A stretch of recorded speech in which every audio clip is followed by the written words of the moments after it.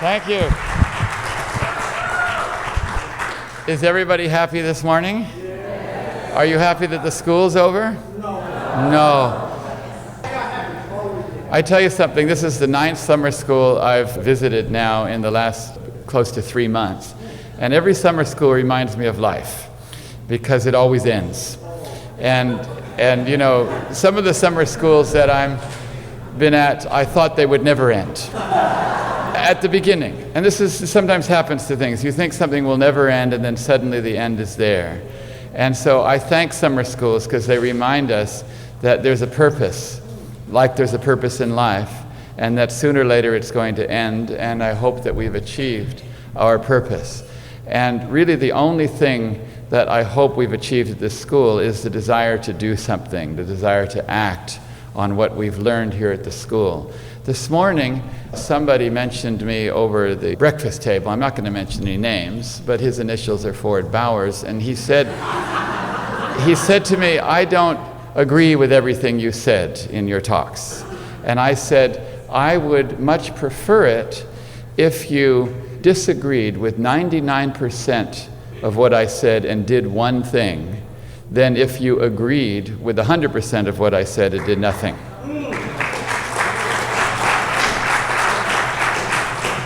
And so I'm not sure which option Ford Bowers is going to take, but this is what it's all about. And this is what Shoghi Effendi always wanted to know at the end of any conference. If people sent to Shoghi Effendi a report that we had a wonderful conference, we had a great time, everything was so splendid, he would write back and say, yes, but what were the results? What were the results? Who was going pioneering? Who was going travel teaching? Who was doing things that were part of the plan that time? And so this is also what we have to say to ourselves. Did we enjoy this school? Maybe we did. I certainly did. But did it have any results? What were the results? And next year when we come to that, we saw some beautiful photos there, didn't we? What the committee didn't tell you is that those photos were taken during the 10-year crusade. And I'm not sure if there's been any renovations since, but they were lovely photographs. And so I'm so excited that the school will be there next year because we move on to bigger and better things. And now, speaking of moving on to bigger and better things, we have the 6th attribute of Abdu'l-Baha that we've been talking about. And so far, who can remind me of what are the first 5 qualities of Abdu'l-Baha that we looked at? What is the first one? Joy and radiance. Okay, let's try that now. Let's all be joyful and radiant. Let's put our face wreathed in smiles. Okay, that's good. Now we're joyful and radiant. The second quality was seeing only the good in others, which means we're seeing God. How many of you have seen some good in other people this week? How many of you have seen some good in the committee at the summer school here?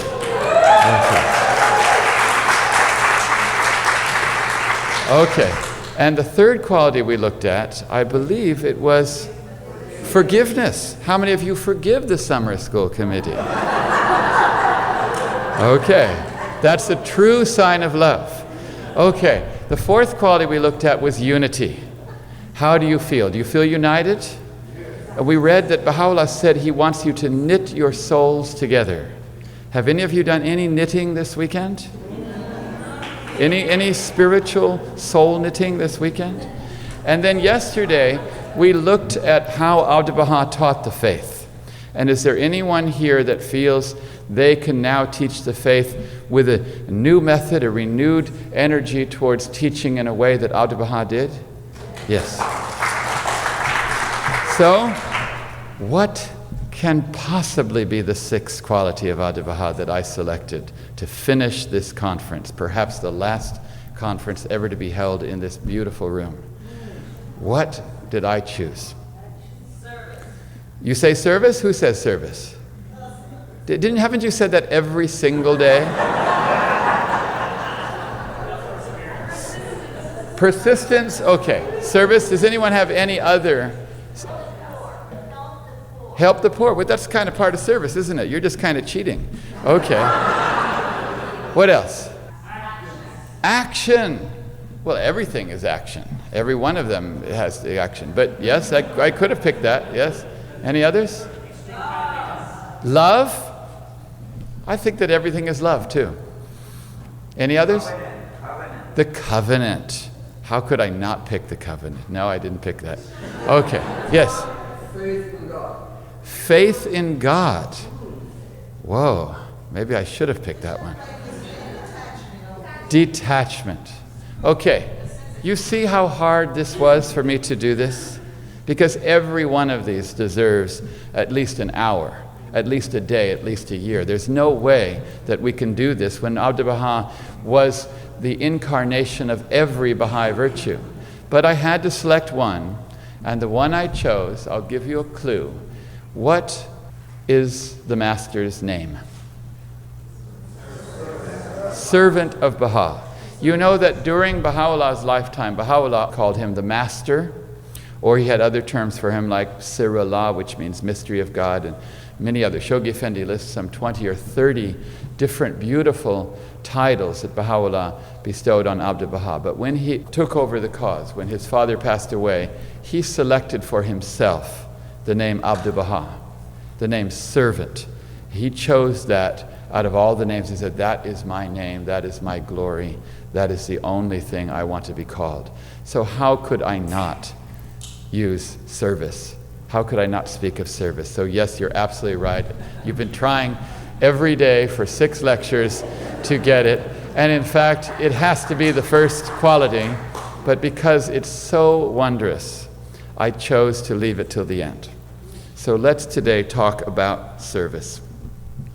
And when we talk about service, oh, by the way, I just want to show you, every time I give a talk, there's always a picture of Abdu'l-Baha first. You see? Because this is what Abdu'l-Baha said. He said, whenever you're about to speak, first see my face. So now in the iPad era, you don't have to use your imagination. So I'm looking at Abdu'l-Baha's face, and we ask Abdu'l-Baha to be with us here as we talk about service, which is the very name that he chose for himself. There are many different groups of people that Abdu'l-Baha seemed to have a particular affection for, particular tenderness and love that Abdu'l-Baha had for certain groups of people. Some of these groups were, one, the poor. He had particular tenderness, affection, and love for the poor. Another group were the sick. Another group were the lowly or the downtrodden, those who have been laid low or have suffered in life. Another group were the unhappy, people that were not happy. Abdu'l-Baha showed a particular affinity, love, and affection for. And yet another group that Abdu'l-Baha longed to serve was a very special group. It was the Baha'is. Abdu'l-Baha longed to serve the Baha'is. And there are other people as well. But I want to look at some of these groups of people and how Abdu'l-Baha behaved towards them. Let's begin with the sick. First of all, do any of you know anybody that may get sick in the future? You know anybody that may get sick? Do you have neighbors or friends that may get sick and so on? Well, let's just think about these people as we read what Abdu'l-Baha did. It says here, and this is in the book Vignettes from the Life of Abdu'l-Baha, said, Abdu'l-Baha's kind heart went out to those who were ill. If he could alleviate pain or discomfort, he always set about to do it. We are told that one old couple who were ill in bed for a month had 20 visits from the master during that time in Akka. 20 visits to one old couple during a single month Abdu'l-Baha visited. Now I want to ask you a question here. Let's just take a count. How many of you have visited one old couple or even any old person 20 times in a month? Raise your hand. And nobody who's a nurse or a doctor or something like that. Okay. Okay. So that's great. So I saw 2 hands go up in the room. In many of the places, no hands went up. So then I want to ask the rest of you that didn't raise your hand, how many of you are busier than Abdu'l-Baha? Okay, I can't see any hands. And I think about this. Shoghi Effendi said Abdu'l-Baha's stupendous burdens were so great. He was dispatching 90 letters a day, sometimes in Akka. I can't, if you spend 5 minutes on a letter, how long is that? Work that out by the math. It's a lot of time. and he was protecting the cause from the covenant breakers. He was receiving pilgrims. He was doing everything. And yet, for some reason, he considered it important to visit one elderly couple who was ill 20 times in a month. Surely it had to have been important. A lot of us think, oh, we've got important work to do, this and that and this and that. If we have time, maybe we'll do this. To Abdu'l-Baha, apparently this was important. It goes on to say, he daily sent a servant to inquire about the welfare of the ill. And as there was no hospital in Akka, he paid a doctor a regular salary to look after the poor. The doctor was instructed not to tell who provided this service. When a poor and crippled woman was shunned on contracting the measles, the master immediately engaged a woman to care for her, took a room, and put his own bedding into it. He called the doctor, sent food and everything she needed. He went to see that she had every attention, and when she died in peace and comfort, he arranged her simple funeral and paid all the charges. So you see, Abdu'l-Baha had a special affection for the sick. And so when he came to the United States on 17 June 1912, he gave a talk in New York City to the Baha'is. And I want to read you some of that. He says, we should all visit the sick. And as soon as I read that, I thought, oh, this is interesting. We should all visit the sick. Who does that exclude in this room? Who is not in the group of all? I always thought that maybe this was an optional thing. You know, when you go to school, there's some subjects that are mandatory that every child has to take. What is it, math or something like that, or English. And then there's other subjects that are elective. They're for certain people that have the inclination to do it, like, say, music or art or something of that nature. And Abdu'l-Baha just takes visiting the sick out of this optional category and puts it into the mandatory category for all of us. He says we should all visit the sick. When they are in sorrow and suffering, it is a real help and benefit to have a friend come. Happiness is a great healer to those who are ill. In the East, it is the custom to call upon the patient often and meet him individually. The people in the East show the utmost kindness and compassion to the sick and suffering. This has greater effect than the remedy itself. The visiting and giving happiness to the sick has greater effect than the remedy. Is anyone here a doctor? A doctor? I'm sorry to tell you this. I'm sorry to tell you this, but Abdu'l-Baha says that we who are not doctors, by visiting the sick with love and compassion, has greater effect than the remedy itself. I'm sorry, but of course if you do both, I suppose it's even better. Now, Abdu'l-Baha says, you must always have this thought of love and affection when you visit the ailing and the afflicted. So you always have this thought. Now, it seems to me that this is a fairly easy thing to do because there's plenty of people that are ill all the time. So this is not a hard task. Maybe some of the other things we've talked about, they're not so easy. But like, say, teaching the faith, you may not be able to find someone to teach. But how many of you have any trouble finding someone who's sick? There's nobody. Your neighbors are sick. And any time they're sick, Abdu'l-Baha wants you to visit them. Let's look at another group of people that Abdu'l-Baha had particular love, tender affection for, and this was the poor. I'm going to tell you an interesting story. When Abdu'l-Baha was in New York, he came home one evening, and he was laughing really hard as he came into the apartment where he was staying. And he was laughing, but he was doing this, like this, holding his abha on his knees because he didn't have any pants on. And he walked in without any pants. And he thought this was really funny, and so he was laughing. And what had happened was, as he was walking home along Riverside Drive, he came across a man who was so poor that his pants were in tatters. And he said, "Psst, come behind the bushes." And he went behind the bushes. And he took his pants off, and he gave them to the man. And I'm thinking, what is this man thinking? I would love to talk to this man. That he's in New York City, and some Persian man takes him behind the bushes, takes off his pants, and gives it to him. I think this is so fun. I would just love to see the look on that man's face as Abdu'l-Baha did this. Now, I want to ask you a question. How many of you Let's take a count here. How many of you have taken your pants off and given it to a poor person in the street? You haven't? Okay. Well, fortunately, Abdu'l-Baha had what they call an abad. It's a very long robe that covers, so he was able to get home. So I think we all better start wearing long abads so that in case we do see someone that needs some pants, we'll also be in a position to be able to give them. But you see, Abdu'l-Baha, he couldn't walk past that man without taking his pants off and giving to them. He couldn't even walk past one poor man when he saw that. And this is such an interesting story. Now, I want to read you an interesting story too. When Abdu'l-Baha was in New York also, he asked Juliet Thompson and Edward Getzinger to take some money, and he handed them each a 1,000-franc note. And he said, take this to the bank and convert it into quarters. So I looked on the internet and it said 1,000 francs worth about $200. So if you convert to quarters, it's 800 quarters. So he gave one to each of them, so it's like 1,600 quarters. And then he said, I am in love with the poor. And the next day he took these bags of quarters and he went down to the Bowery Mission in New York, where the poor people are housed and sheltered and fed. And he had them all go into an auditorium and he spoke to them. I want to read you some of what he said.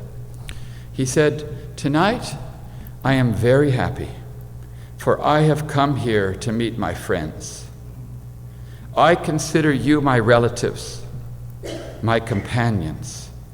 I am your comrade. When Jesus Christ appeared, it was the poor who first accepted him, not the rich. You are his comrades, for he was poor, not rich. This earth's happiness does not depend upon wealth. While Baha'u'llah was in Baghdad, he left all he had and went alone from the city, living 2 years among the poor.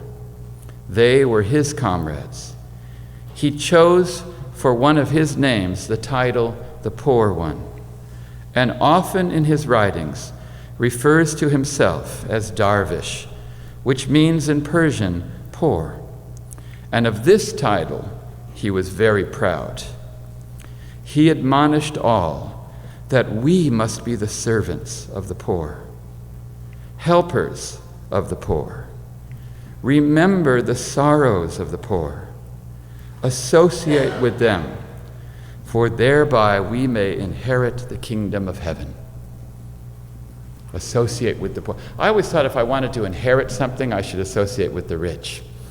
That's what I would have thought. If I want to inherit lots of things, I should consort with the rich. And he says, no, with the poor, and thereby you'll inherit the kingdom of heaven. And he talked like this for some time longer. You can read the entire talk. But he finished with these words. He said, and in conclusion, I ask you to accept Abdu'l-Baha as your servant. And then, before they could leave, he went to the back of the hall and stood where everyone left. And as they came out, he greeted each one and hugged every one of them individually. And then as he hugged them, he slipped them a few of these quarters. I looked on the internet, a quarter in 1912 is worth about $15.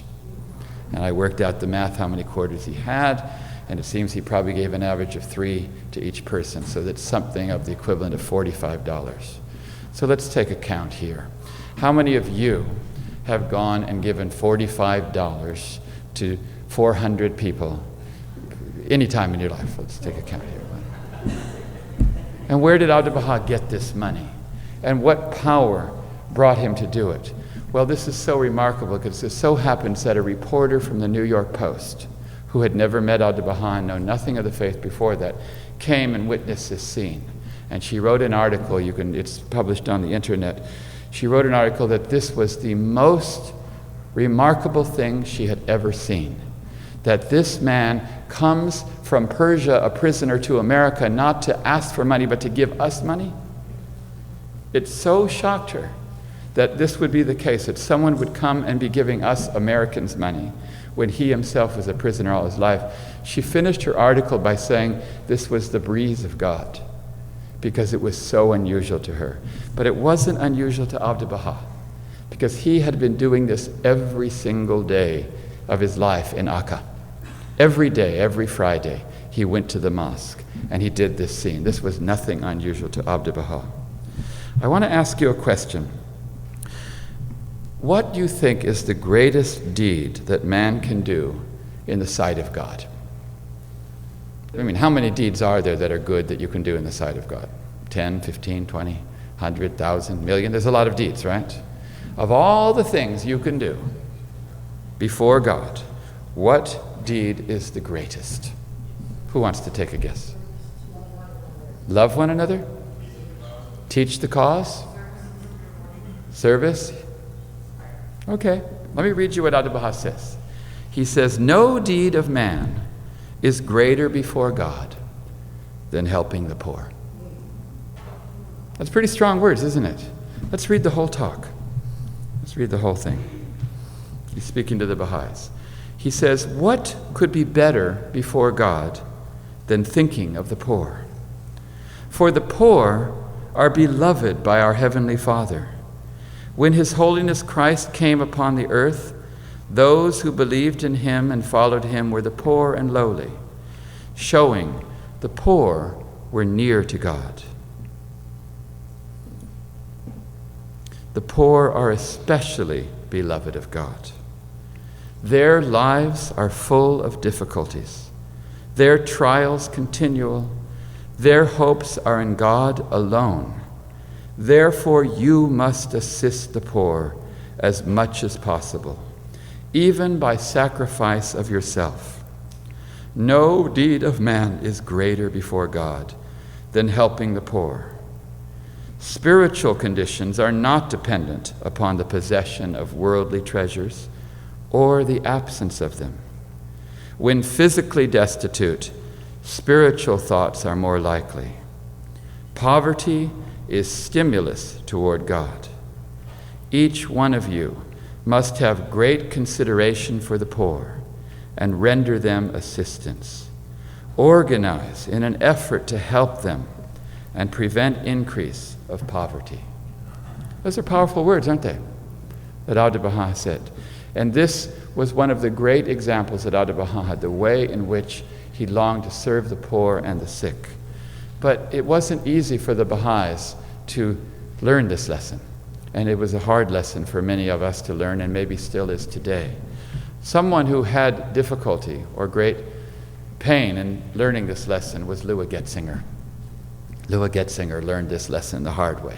When she went to Akka on pilgrimage, she was so delighted that Abdu'l-Baha asked her to do something for him. She says that when she was in Akka, Abdu'l-Baha said to her that he was too busy to call on a friend of his who was very poor and sick. Abdu'l-Baha must have loved this guy. He was poor and sick. You know, can you believe that? This guy, he had it made with Abdu'l-Baha. So it says, Abdu'l-Baha, he didn't have enough time, so he asked Lua if she could go in his place. He said to her, take food to the sick man and care for him as he had been doing. Lua felt so proud that Abdu'l-Baha had trusted her with some of his own work, and so she immediately went to the man's house. But she returned immediately in a state of excitement. Master, she said, you sent me to a very terrible place. I almost fainted from the awful smell, the dirty rooms, the degrading condition of that man in his house. I left quickly before I could catch some terrible disease. Sadly and sternly, Abdu'l-Baha gazed at her. If she wanted to serve God, he told her, she would have to serve her fellow man, because in every person she should see the image and likeness of God. Then he told her to go back to the man's house. If the house was dirty, she should clean it. If the man was dirty, she should bathe him. If he was hungry, she should feed him. He told her not to come back until all this was done. Abdu'l-Baha has done these things many times for this man, and she should be able to do them once. This is how Abdu'l-Baha taught Lua to serve. And when I read this, it made me think about Who are important people? And what is important work? You know, Lua was one of the most outstanding believers we had, perhaps the greatest. I mean, when Abdu'l-Baha wanted to declare the covenant, he chose her out of all the Baha'is in the world to be the herald of the covenant. She was one of the greatest Baha'i teachers. He could have given her any task and she could have achieved it. She could have spoken to prime ministers or kings or rulers. She was outstanding. And yet, this is the work he wanted her to spend time with. This is the work that he wanted her to spend time with. Why do you think he wanted that for her? Because I think he knew that she couldn't do any other work, important work, if she couldn't do this. If she couldn't learn to love and see God in all people, she couldn't do all that other important work that she was destined to do. It also makes me think about who are important people. You know, who are important people? Sometimes we think, oh, this person is important because they're rich or they're wealthy or they're in a high position and so on. We even have a term in English called VIPs, which stands for very important person. Even in Baha'i meetings, sometimes I go to a meeting and they say, well, these are our VIPs, look after them very carefully. Well, Abdu'l-Baha had his own set of VIPs. VIP to Abdu'l-Baha stands for very important poor. Those were his important people. He had a different sense of priority as to what was important work and who are important people. Now, I want to read you a statement of Abdu'l-Baha. It's a letter to a woman. And he's telling her how you should act as a Baha'i. It's in Star of the West. And he writes to her and he says, to live the life, you must be the very kindest woman. You must be most pure. You must be absolutely truthful and live a perfectly moral life. Visit your neighbors when they are sick. Isn't that interesting? He's telling her what to do to be perfectly moral. And then the first example he says, visit your neighbors when they are sick. How many of you have neighbors? Okay, so Abdu'l-Baha's first example of how to live a moral life is to visit them when they're sick. Visit your neighbors when they are sick. Offer your services to them. Try to show them that you are longing to serve them. Feed the poor. Divide what you have. Be content to remain where God has placed you. Isn't that interesting? Be content to remain where God has placed you. In other words, everybody, wherever they are, God placed them there. Whatever circumstances you have in life, whatever has befallen you, even here and now in this room, God has placed you. And every moment of your life, whenever you're with a person, God placed you there. You must say to yourself, there is nobody on this planet or in all of creation that's more important to me than this person that God has placed in front of me. I'm not looking at my watch. I'm not looking across the room to other people that are maybe more important. No, God has placed me here, and I must be content with it and serve Him in this circumstance, no matter what happens to me. Be content to remain where God has placed you. Be faithful in your care to those to whom He has trusted you. So he's basically saying that everyone that comes in our path, God is giving them to us and trusting us with their care. Never waver in this. Show by your love you have something different, so that all will see and will say, what has this person that I have not? Show the world that in spite of the utmost suffering, poverty, sickness, you have something which gives you comfort, strength, and peace, that you are happy, serene, satisfied with all that is in your life. Then they too will want to possess what you possess, and will need no further teaching after you tell them what it is. And I'm going to read you one other statement from Abdu'l-Baha. He says, strive that your actions day by day may be beautiful prayers. Isn't that interesting? That there's other ways of praying apart from turning to God and speaking to Him. Actions, if they're done in the spirit of service, are also prayer. And he says, strive to make your actions prayers. So now you're praying much more during the day because your actions have been turned into prayers. Strive that your actions day by day may be beautiful prayers. Turn towards God and seek always to do that which is right and noble. The reason he says that, in my opinion, is that when you're serving people, if you're seeing God in them, when you see God in someone, then you're praying again. Because prayer is conversation with God. And now we can pray to God every time we serve a person because we're seeing God in them. And let's read this. Because now he's going to list a whole bunch of people that we need to serve. And I want to count them. Let's just count them right now, okay? Because now he's going to give examples of how to do this. He says, enrich the poor. That's 1. Raise the fallen. That's 2. Comfort the sorrowful. 3. Bring healing to the sick.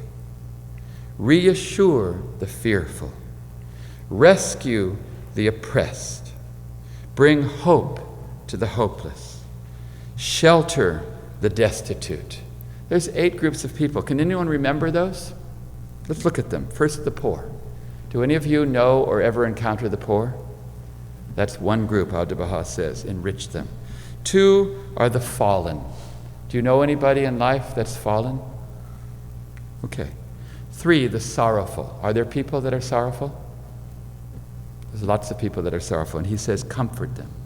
Bring healing to the sick. The sick. Reassure the fearful. How many of you know people that are fearful? The world is full of people that are fearful. He wants us to be reassuring to them. Rescue the oppressed. Bring hope to the hopeless. How many people are hopeless? Shelter the destitute. These are 8 things. How many of you would like to do these 8 things? We should memorize them. How important is this work? Abdu'l-Baha says right now, after he lists those 8 things, he says, this is the work of a true Baha'i, and this is expected of him. If we strive to do all this, then we are true Baha'is. But if we neglect it, we are not followers of the light, and we have no right to the name. Is that amazing? He lists these 8 things, these group of people that he wants us to serve, and he says, if we do these things, then we are true Baha'is. But if we don't do them, we are not Baha'is, and we have no right to the name. And I'm thinking, well, I hope that God, maybe doesn't see this in me, because I don't feel now I have right to the name. And then he continues, he says, God, who sees all hearts, knows how far our lives are in fulfillment of our words. I want to read that again. God, who sees all hearts, knows how far our lives are in fulfillment of our words. I want to read you a statement from Baha'u'llah. This is a very interesting statement because Baha'u'llah refers to another group of people. This group of people, he calls them the abased and the downtrodden. People who are abased or people who are downtrodden. There are such people everywhere in the world. And Baha'u'llah says this is what you need to do if you meet them. He says, if ye meet the abased or the downtrodden, turn not away disdainfully from them. For the King of glory ever watcheth over them, and surroundeth them with such tenderness as none can fathom, except them that have suffered their wishes and desires to be merged in the will of your Lord, the gracious, the all-wise. So he says, if you meet someone who is abased or downtrodden, do not turn away from them. He says, because God surroundeth them with such tenderness that no one can fathom. Every time you see someone who's abased or downtrodden, you need to see God surrounding them with tenderness. And then Baha'u'llah addresses the rich people of the earth with these words. He says, O ye rich ones of the earth, flee not from the face of the poor that lieth in the dust. Nay, rather befriend him and suffer him to recount the tale of the woes which God's inscrutable decree hath caused him to be afflicted. This is a very interesting statement because Baha'u'llah is quite specific here. He says, when you meet the poor, befriend them and also ask him to recount to you what he has suffered in life. He's telling you a very specific thing. It's not a general thing, love the poor. He's saying befriend the poor and then ask them to tell you, to recount to you what he has experienced. And then Baha'u'llah says what will happen if you do that. This is what's so interesting. If you do what he just told you to do, you befriend the poor and ask them to recount what they have suffered in their life, he says this is what will happen. He says, by the righteousness of God, whilst ye consort with him, the concourse on high will be looking upon you, will be interceding for you, will be extolling your names and glorifying your action. And I'm thinking, this is interesting. The concourse on high decides to come and visit you when you're meeting with the poor, the abased, and the downtrodden. For them, that's an important meeting. I would have thought when I'm going to proclaim to the president or the prime minister or some important person that maybe then the concourse on high will rush and assist me. Apparently, that's not an important meeting to them. But when you're having a meeting with the abased and the downtrodden and the poor, and you ask them to recount what they have endured in their lives, suddenly the concourse says, oh, that's a meeting I need to attend. That's the VIPs to the concourse on high as well. That's what they want to see. And Baha'u'llah continues to say, blessed are the learned that pride not themselves in their attainments, and well is it with the righteous that mock not the sinful, but rather conceal their misdeeds, so that their own shortcomings may remain veiled to men's eyes. And when I read this passage, and I think we've all read it many times, I didn't really realize how simple the message was from Baha'u'llah. Befriend the poor, befriend the lowly and the downtrodden, and ask them to recount what they have endured in their days. It's a very simple thing. But a couple of weeks ago, not too long ago, I was in Los Angeles, and I had been helping my brother-in-law renovate a house that hadn't really been renovated or anything much done to it for about 50 years because his mother got ill and she moved out, and so they wanted to get it ready to sell. It took us almost 6 months to get the house ready because everything had to be done. The roofs, the walls, the floors, everything had to be done. And as we were getting this old house renovated, we knew that out in the back was a trailer, what they call a caravan in some parts of the world, a big trailer. It slept 4 or 5 people, and it was very big, and it had been back there for 40 years or more. And so we asked someone if they could get it out, and they said they'd have to tear it down, destruct it, and tow it away, and this would cost some $3,000, which, it's a big thing. It had to be torn down. And as we were discussing that, some of the workmen, the painters, said, well, instead of paying money, why don't we give it to the friend of mine who's homeless? Why don't we give it to him? And so we said to him, okay, we'll ask him to come over and see if he would like it. So the next day they brought this man over. He was an African-American gentleman in his mid-50s, and he came to see it. And we went out the back, and I showed him. And at first I may have been a little uncomfortable, but we took him to show the caravan, and I said, what are you doing or where are you living? He said, I'm sleeping in my car. And I don't know exactly what I didn't know what to say, and I said, this thing is a lot more comfortable than your car, but it doesn't drive as fast. I didn't know what to say, and he laughed so hard. And he had such a delightful smile and laugh. And then he started to talk to me and tell me about his life. And as he started to talk to me, I found he was remarkable. Any date I say 1950 or something, he said, oh, that was the year that so-and-so did this and so-and-so did that, and this man hit this many home runs. I mean, he was like the Rain Man. He was just remarkable. And I was so delighted to hear him and talk to him. In fact, it was probably one of the most moving conversations I ever had. And my brother-in-law, he's not a Baha'i, but he was watching this. And later on that night, he said, that was the most beautiful conversation I ever saw. And I realized that Baha'u'llah was right, that the concourse on high decided finally that they have a meeting that they can attend to, that I'm attending. The concourse on high came. And this is such a simple thing. We pass these people every day in life, and we walk right past them, and the concourse on high says, okay, I don't need to go and visit him. And here Baha'u'llah has told us all along that that's all you have to do, that God surrounds these people with such tenderness that none can fathom. And so I'm so grateful that accidentally, because of circumstances, this person came into my midst. I was forced to talk to him because of that. And yet the opportunities are there for us every day. This is what Abdu'l-Baha wanted for us. He wanted us to see who were the true VIPs. You know, there's another group of people that I still haven't mentioned that we also want to serve, that Abdu'l-Baha wants to serve. What is that group of people? I mentioned at the beginning. Can anyone remember?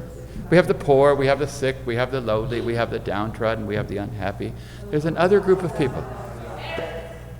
The parents, yes, we should serve our parents. And in many cases, they are lowly and downtrodden and sick and poor anyway. Okay, yes. They are the Baha'is. The Baha'is. You know, Abdu'l-Baha constantly prayed not just to serve the cause, but to serve the servants of the cause. He says that I may serve thy cause and thy servants. I know many Baha'is, they want to serve the cause, but they don't want to serve the servants. I'll serve the Baha'i faith all I can, but don't ask me to serve these people. Don't ask me to serve these people. Abdu'l-Baha went so far as to say we should be ever willing to give our lives for the other Baha'is, our Baha'i friends. And when I read that, I said, no, Abdu'l-Baha, don't ask me to do that. Him, her, you want me to give my life? Fortunately, he didn't say you have to do it. He said you have to be willing to do it. He said you have to be willing to do it. But this is the only way we can serve God, is to serve his servants. Because Abdu'l-Baha knew he was just one person. He only has 24 hours in a day. What can he do more than what he could do? Only that much. But if he could ignite service in every single Baha'i, then he could magnify by 1,000, by 1,000,000, his service to the cause. And this is really what Abdu'l-Baha longed to do. He prayed to be able to serve God's servants. And if we can learn to be so loving and helpful and encouraging and never discouraging, because what does encourage and discourage mean? Encourage means to give courage. That's where it comes from, that word comes from the root. To give courage to them. Discourage means to take their courage away from them. And if we can learn to be this way, then we are serving the cause infinitely more than anything we can do. And I mentioned last year an interesting concept which Cooper Dunbar mentioned. He said that everybody manifests the attributes of God because this is part of human nature. The human condition is that it has the ability to reflect the attributes of God. And one of the attributes of God is the unique one. The unique one, it's in the writings. And he said he thought for a while, how can he represent that? Because God is the only thing that's unique. And then he said, but if you think about it, everybody is unique. In fact, in creation, we see uniqueness everywhere. You look at the trees outside, there's not a single leaf that's the same as any other leaf. If you look at a snowflake, there's not one snowflake that's the same as any other snowflake. In the dead of winter, go out and gather some snowflakes and look at each one in a microscope. Look at every single one, and every one is different to every other one, but each one is exquisitely beautiful. Isn't that amazing? And this is what people are like. We are all unique. And because of this, every one of us has a role to play in God's plan. God raised up each and every one of you and each and every one of the Baha'is in your community. He raised everyone up because they have a role to play. And if they don't play that role, and if you don't play your role, nobody else can. Because you're unique. You're like a puzzle piece that fits in that spot in the puzzle. And if you do not put yourself in that spot in the puzzle, there's no other piece in all of creation to do that. And if we discourage anyone or prevent anyone from playing their role, the puzzle is incomplete.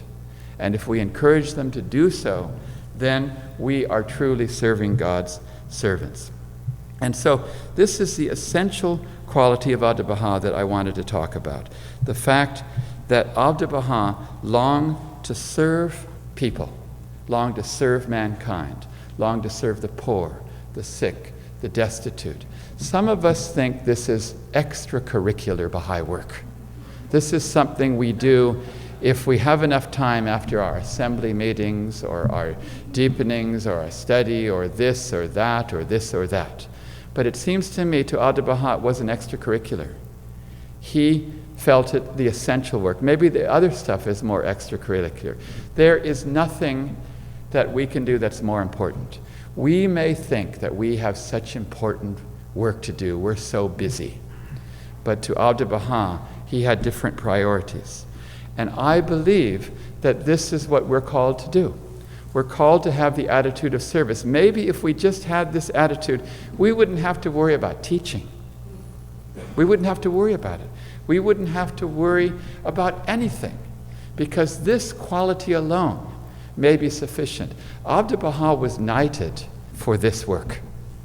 He was knighted not because he was a Baha'i or the tablets he wrote or the covenant that he established. He was knighted because of the work he did amongst the poor in Palestine. You know this. This is what drew attention to the world. And I believe that everyone in this room has been called upon by God to do this work. This is the work. I'm going to read you a passage from Baha'u'llah. I think I'll finish with this. He says, O wayfarer in the path of God, take thou thy portion of the ocean of his grace, and deprive not thyself of the things that lie hidden in its depths. Be thou of them that have partaken of its treasures. A dewdrop out of this ocean would, if shed upon all that are in heaven and earth, suffice to enrich them with the bounty of God, the Almighty, the All-Knowing, the All-Wise. With the hands of renunciation, draw forth from its life-giving waters, and sprinkle therewith all created things, that they may be cleansed from all man-made limitations. So what is he saying? My mind is boggling. He says that there's an ocean of God's grace, and just a dewdrop out of that ocean, just a dewdrop, is sufficient for all the bounties. And then he says we need to take with our hands of renunciation some of that water and then sprinkle it. He says sprinkle all created things with it. That's what we're doing. We're just little sprinklers. We take from the ocean of God's bounties what we get from it, and we sprinkle all creation. And I say, how could it be that God has allowed me to be the sprinkler of his dewdrops? How did he allow me to do this? And Baha'u'llah answers it.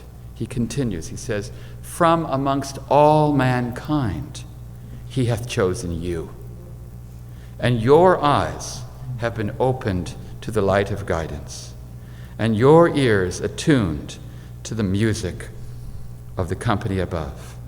And blessed by abounding grace, your hearts and souls have been born into new life. Thank ye and praise God that the hand of infinite bestowals has set upon your heads this gem-studded crown, this crown whose lustrous jewels will forever flash and sparkle down the reaches of time. And I should say that was Abdu'l-Baha there. The earlier passage was from Baha'u'llah, but Abdu'l-Baha says, from amongst all mankind he chose you, and your eyes have been opened.